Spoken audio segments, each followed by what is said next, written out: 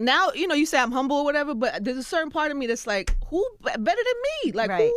who but me? I agree. To do that. Like, I could do that. I could talk to all those people and talk to them in a realer way than we're seeing. And I come from a certain place. I come from a certain culture. And I don't see us represented in that space in that way. Mm-hmm. And I would love and be honored to be able to fill that space. And so I feel like that for me is what I'm supposed to be doing next. Before I say anything at all, I must say, welcome back, Angie. And you are absolutely right. Who but you? Angie connects with the culture and the artist in it in a way that no one else does. And that's because they do not possess all of the top secret principles that I'm going to share with you in this video. So stick around if you want to learn how to connect better with anyone. In this culture, we have very dope and talented entertainers, interviewers, commentators, broadcasters, and more. But what we don't have is someone shining a light on these individuals and their specific skill sets and what made them who they are today and catapulted them to success. Until now, I'm Jamal Nolan, and this is Culture Breakdown. If you aren't familiar with Angie Martinez, she's a radio personality, rapper, actress, New York Times best-selling author, and the voice of New York. Bottom line, she is hip-hop royalty and a legend in the game. If you are new to this channel, thank you for joining us, and I appreciate you. If you have love for this culture, hit the thumbs up, subscribe, and bell notification for new culture breakdowns every Tuesday of your favorite people. And thank you to all of the loyal weekly watchers as well. You guys are the reasons I'm here every single week.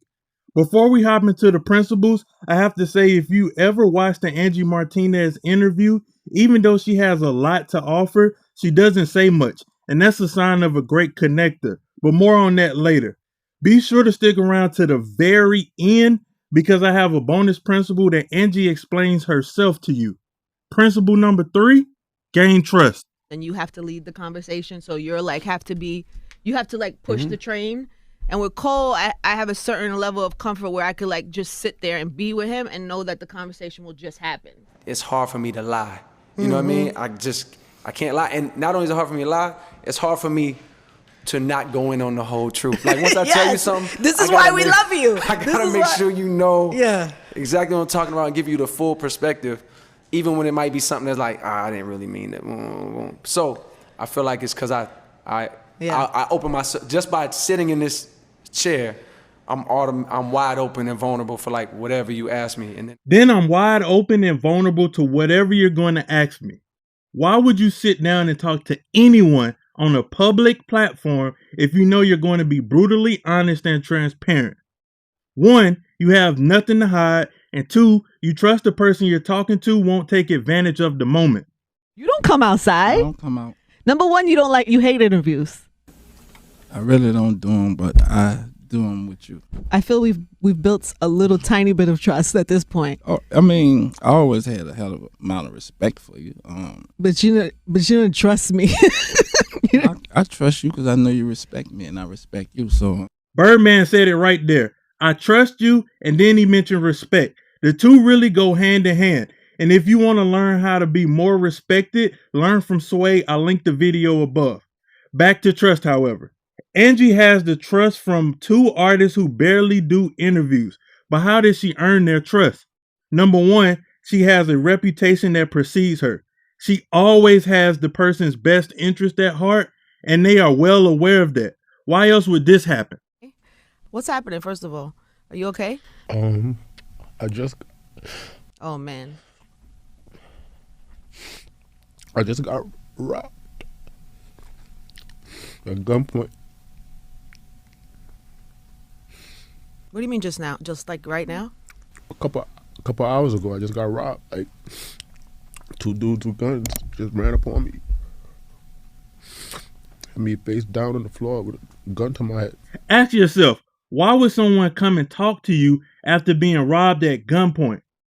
Because they trust her and they trust that this is a safe space for them to vent, almost like therapy.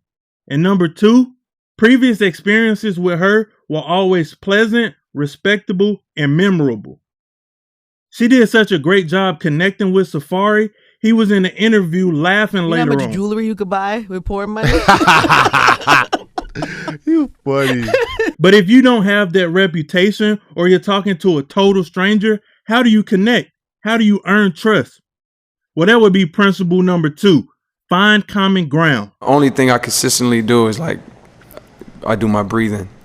Like I try to do like a meditation before I go on. Yeah. Are you good at meditating? Because I'm terrible at it. Good at it? Yes, because it depends on, I don't know if I'm good. It works for me. When he mentions breathing and meditation, you can see her eyes light up. She knows she's found common ground. Then they literally spend the next 5 minutes relating to one another. Clear my head. Some people probably call that prayer. Because it's like a form of prayer, I do that right? too. I do that separately. Really? Yeah, I mean, you could probably, I do them separately. I actually do it at the end.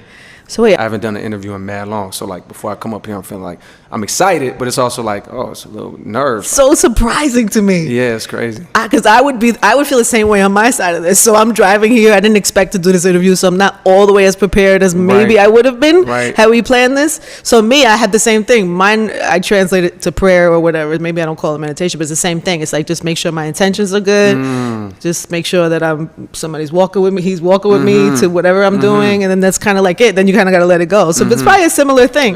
I should have did that before this too, because it's just like a show where I basically state my intentions and like ask for like guidance. If you want to connect with someone, find common ground as soon as possible. This isn't as difficult as it may seem.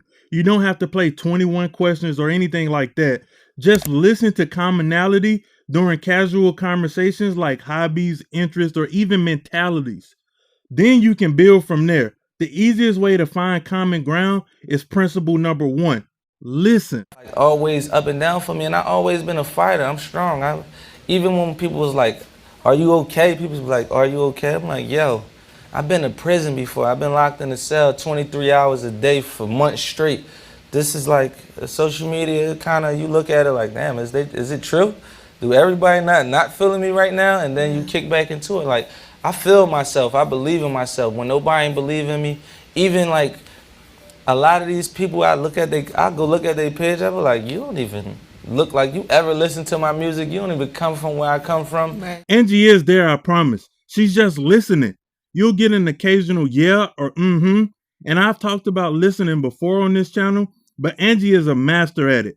Listening is a vital tool to effective communication. In fact, listening is the most important way to connect with someone.